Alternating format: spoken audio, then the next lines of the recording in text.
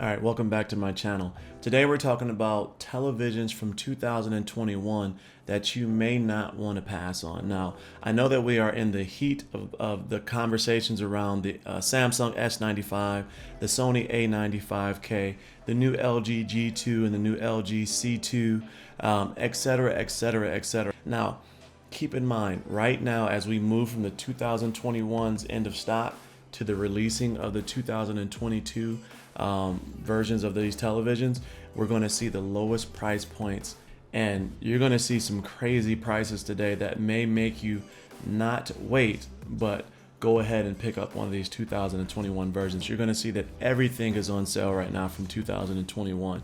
However, some of these prices are going to be disturbingly low on some of last year's best models. And so let's get down to it. Let's get through the fluff stuff, right? First, you're going to see that the LG 48-inch C1. So if you've been looking for that gaming television or potentially a PC OLED monitor like I have used for over 2 years now, it's down to $1,049. That's a saving of $250 from its original price. And so I've even seen this down as far as $949 at BrandSmart. But you have your 55-inch C1 for $11.99, and oh my God, look at this here. You have the LG 55-inch G1 from last year for $13.99 in the 55-inch variant. Man, that is crazy. $13.99 to get an EVO panel, from last year. And keep in mind, the 55-inch this year is $21.99. So a potential savings of $800 right here if you go with the last year's version over this year's 2022 version. From there, you're going to have your 65-inch at $17.49 right now, which is a really great price. And then again, your 65-inch G1, $22.99 right now. 77-inch C1, $27.99 right now. And your 77-inch G1 right now, $32.99. Those are really great prices for some of the best and arguably, debatably, best televisions of 2021. 83-inch C1, $47.99 right now. Or if you have that sun-soaked room, keep in mind that your Samsung Q90 is going to be brighter than these OLEDs, and it's going to work better in a really bright environment. And so the 55-inch version, however, is $1249. Keeping in mind that the reason theirs are always so high is because the ability, the brightness and just pure nits volume. 65-inch Q90A, $1,749, a savings of $450 right now. So that's, I believe that's matching the LG. Is that correct? It's matching the 65-inch. Let's see, yep, it's matching the 65-inch C1, right? So you have the same price for the Samsung Q90A, but here we are at saving $600 on the Sony A90J, which is, in a lot of people's mind, this was the best OLED from last year as far as picture quality, and that is just pure cinema grade picture quality, not gaming. We know it's not gaming, but as far as picture quality, this was last year's considered best television for a lot of reviewers. 65-inch at $29.99. Again, saving $800. 3 free months of Apple TV Plus, and Apple TV Plus is amazing. I don't know if any of you have watched that, but that's amazing.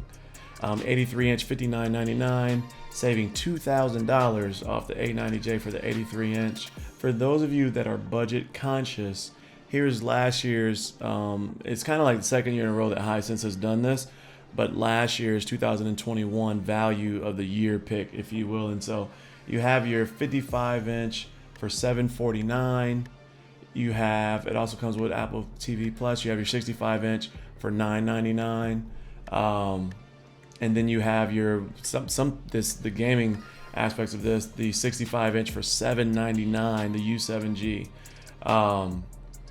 and then the 55-inch for $649. So let's do a comparison real quick of these 4 models. And so what I have here is the 55-inch C1, the 55-inch G1 or Gallery Series, the 55-inch Q90A Neo, which is, this is the only LCD panel on this comparison, as well as the Sony A90J.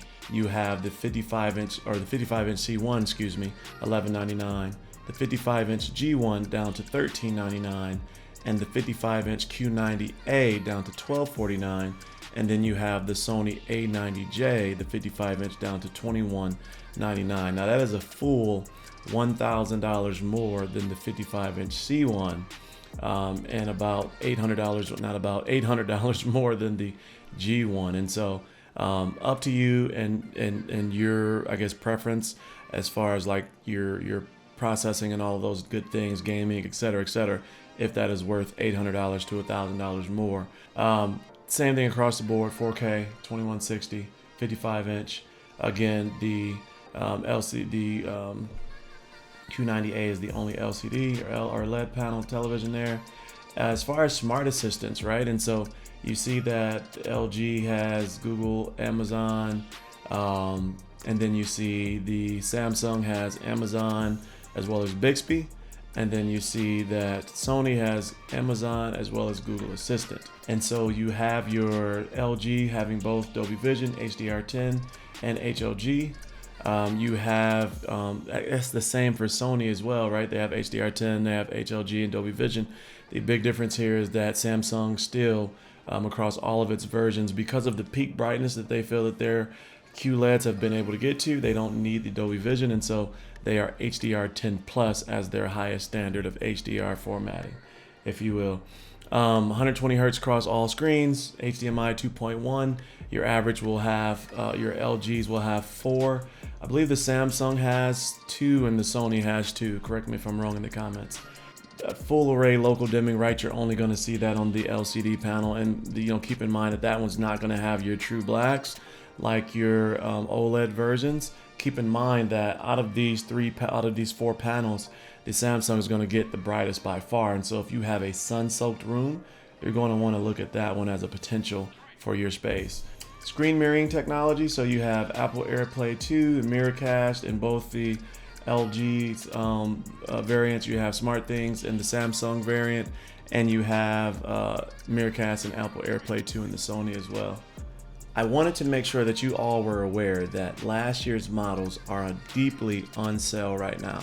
And so some of you will not necessarily need the 2021 Samsung S95B or Sony A95K or X90 blah blah or A90NB blah blah. Oh my goodness, for Samsung. You may not need a television of that status. Last year's televisions had, for the most part, were amazing leaps forward. Whereas this year we do have the QD OLED that is coming out.